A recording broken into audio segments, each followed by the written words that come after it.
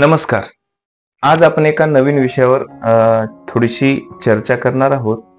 विषय तुम्हा आम्हा सर्वांच्या जवळचाच विषय आहे. सहज पुस्तक वाचताना एक प्रसंग माझ्या वाचनात आला, तो मी फक्त तुमच्यासोबत आज तो प्रसंग मी तुमच्यासमोर मांडणार आहे. तो प्रसंग असा आहे की मुलांनी पालकांचे ऐकावे का? अतिशय नाजूक विषय आहे.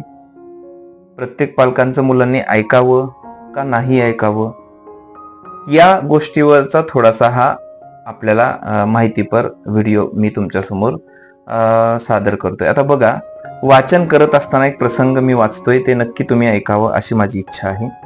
मुलांनी पालकांचे ऐकावे का? मुलांनी पालकांचे ऐकावे का हा प्रश्न कोणत्याही पालकांना विचारला की लगेच उत्तर येतं, मुलांनी ऐकलंच पाहिजे. पालकांच्या एका कार्यक्रमात मी पालकांना हा प्रश्न विचारला. हॉल भरलेला होता. सर्व प्रकारचे पालक तिथे उपस्थित होते. आजी आजोबा होते, उद्योगधंदे नोकरी करणारे पालकही होते, बहुतेक सगळी शहरातली मंडळी. त्यांना एकच प्रश्न विचारला, तुम्हाला काय वाटतं, तुमच्या मुलांनी तुमचं ऐकलं पाहिजे का नको? मुलांनी आपलं ऐकावं का? हो, मुलांनी ऐकलंच पाहिजे. एका क्षणामध्ये सर्वजण उत्तरले. मी का असं विचारल्यावर लगेच एक बाई ताडकन उभ्या राहिल्या, म्हणाल्या, अहो आम्ही त्यांच्या चांगल्यासाठीच सांगतो. त्यांना बोलण्यामागे चांगलाच उद्देश असतो. इथे बसलेल्या एक तरी आई वडिलांना वाटेल का की त्यांच्या मुलाला काही चुकीचं सांगावं? आपण चांगलं सांगतो तर मुलांनी आपलं ऐकायला नको? बाई भराभरा बोलत होत्या. खरंच विचार करूया की मुलांनी आपलं ऐकलंच पाहिजे का? मी पालकांना परत विचारलं की तुम्हाला खरंच वाटतं का की मुलांनी आपलं सगळं ऐकलं पाहिजे?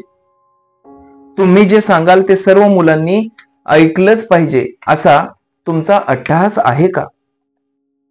तुम्ही मुलांना म्हटलं बस, तो बसला. तुम्ही म्हटलत उठ, तो उठला. तुम्ही म्हटलात उजवीकडे बघ, त्याने बघितलं. तुम्ही म्हटलात डावीकडे बघू नको, त्याने नाही बघितलं. अशा प्रकारे 100% मुलांनी तुमचं ऐकावं का?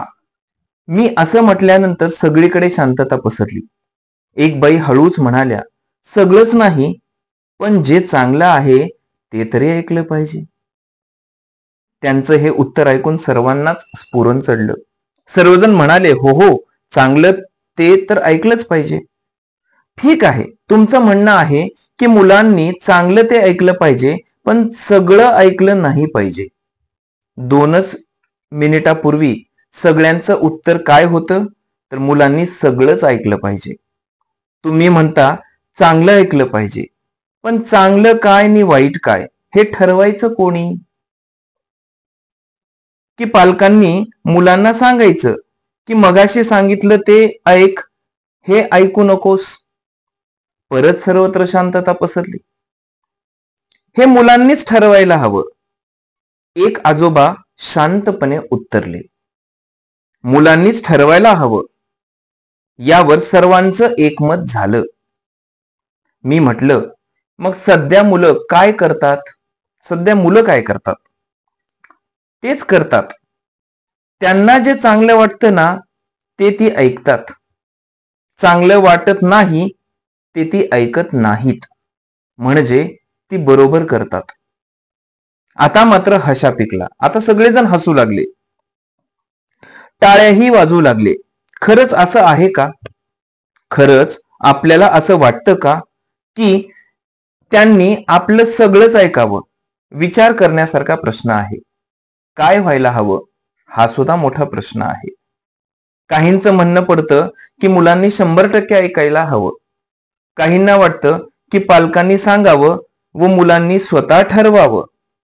खरं तर आयडियल सिच्युएशन काय आहे? आदर्श पद्धती काय असली पाहिजे? खरं तर कुणी कुणाचं ऐकायचं आणि कुणी कुणाचं ऐकायचं नाही हा मुद्दा फारसा महत्वाचा नाही.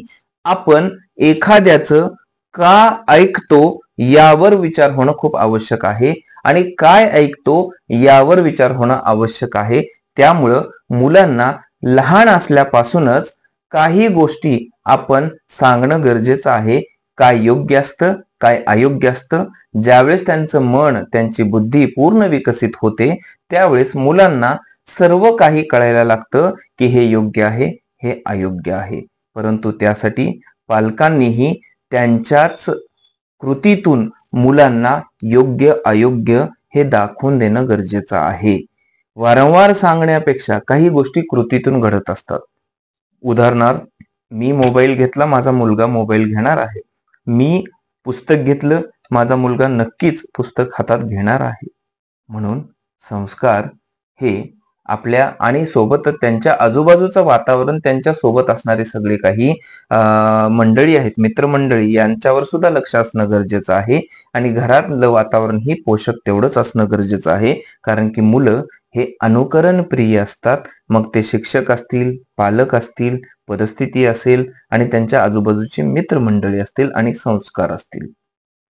तर बघा, मुलांनी आपलं सगळंच ऐकावं का?